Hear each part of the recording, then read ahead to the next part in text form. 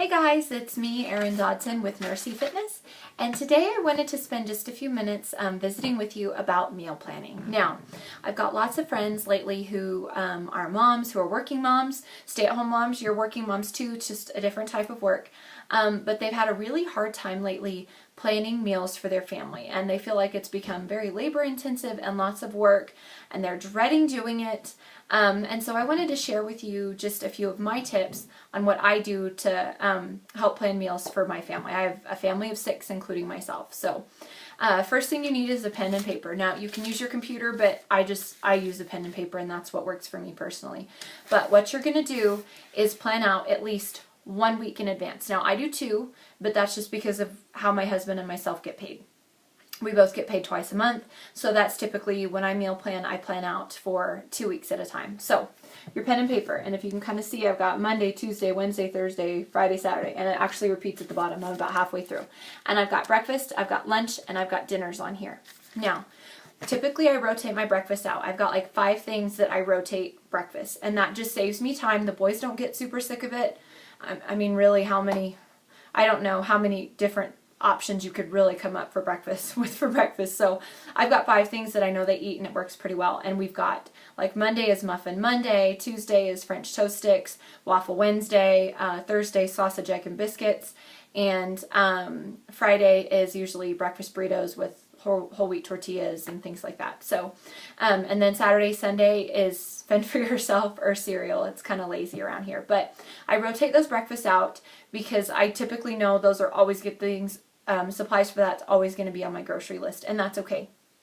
For their lunches, my 2 younger kids are in daycare, and they provide food, so I don't need to feed them at lunch, but my older 2 go to a private school that doesn't serve lunch, so we pack their meals, and I use this really neat service called Momables, and for a small fee, she will send you a weekly meal planner on your email. Friday, you get the meal plan for the following week. Now, some of the things my kids, they would laugh at me if I tried to feed them some of it. And it's neat stuff, but like, I don't think my boys would eat like cucumber sushi cups or something funny. But I can at least, it gives me some ideas of what to feed them for lunch, so they're not eating the same thing every day and getting sick of it. I would rather them eat a good nutritious lunch than leave everything in their lunch pail and get home and they're starving. So the big bulk of my meal planning time is spent on suppers. I know a lot of moms feel the same way. And the reason why I spend the most time on supper is because that's the meal that we all get to sit down and do together. Now, I want you to keep something in mind. I don't want you to feel like you have to come up with a different supper every day of the week for 365 days out of the year. That's impossible. That's crazy. If you've got 10 meals that you know your family eats and they enjoy eating and they all like it and they don't complain about it, then stick with those, and then once or twice a week you throw in something new. Now, that actually will help you at the grocery store, because you can get stuck in the black hole that is Pinterest. And I love Pinterest, I'm not knocking it, but you can get stuck on Pinterest for hours and hours looking at food that you don't even know if your family's going to eat, buying ingredients that you've never heard of, or that you're not going to use those ingredients for anything else but that meal, and you end up spending more time and more money at the grocery store for something that, frankly, you don't even know if your family's going to eat or not. So why not just throw in 1 or 2 meals here and there that you know you can try out on them? And if they love it, great, you're going to print that recipe and I'll tell you what to do with it in a minute. But if they don't, then all right, chalk it up to we tried it, didn't like it, and we'll try something new the next time. So once you create at least, remember, like I said, at least a week. Now, Sundays, I don't meal plan for Sundays because we fend for yourself before church, and then after church we'll do leftovers, or sometimes we'll go out to eat with friends. And then Sunday evenings we eat with parents and grandparents, so I don't have to cook on Sundays, thankfully. So once you finish with this is what you're going to use to create your grocery list. Now, so you're just going to flip your page over, and you're going to go through your list and write down the groceries you're going to need to prepare those meals. Now, when you do this, the nice thing is you're going to be in your kitchen, because I don't know about y'all, I meal plan better if I'm in my kitchen. If I try to meal plan from my desk at work, it doesn't go very well. I don't know, something about the environment, I guess, puts me in the mood to cook. But if you'll be in your kitchen, you can double check and go, okay, wait a minute, I swear I bought a couple boxes of whole wheat pasta last time. Let me check my cabinets. and see if I need it. Because if you don't write this down, you're going to get to the store and forget what you have at home or what you don't have, and you're going to buy something you don't need, or you're not going to buy something you do need, and you're going to end up having to run back to the store. So write it down. After you've made your grocery list, what I do is I take just 5 minutes, and I promise you it does not take very long, and I get my weekly ads from the grocery stores. Now, in the town I live in, we've got Walmart and Target, and we've got like 3 other decent sized grocery stores, and I go through their ads very quickly and just see if there's anything on sale. Those things that I know on my list, if maybe are on sale and I can find cheaper, even if it's cereal or eggs or cheese or bread, things like that that you can get a little bit cheaper. If they're on sale, put it on your list and say $2.50 for milk at Albertsons. And when you go to checkout, be polite to your checker and let them know it's on sale. There is nothing wrong with price matching your food. I've saved myself at least like $10 to $15 every time I go shopping, just because I happen to know that it was on sale somewhere else cheaper.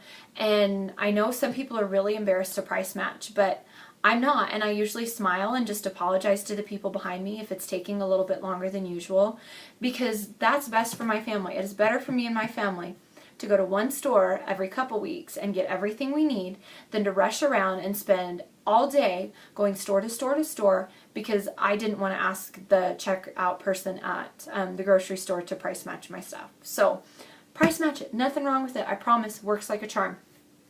The last thing that I do, and I told you guys, like if you've got a recipe that your family likes, and I promise I'm not one of those crazy super organized people. I just am organized about the things that help save me time, because my time is very important to me, is I have a little binder, and in that binder I just keep recipes that I know my family will eat.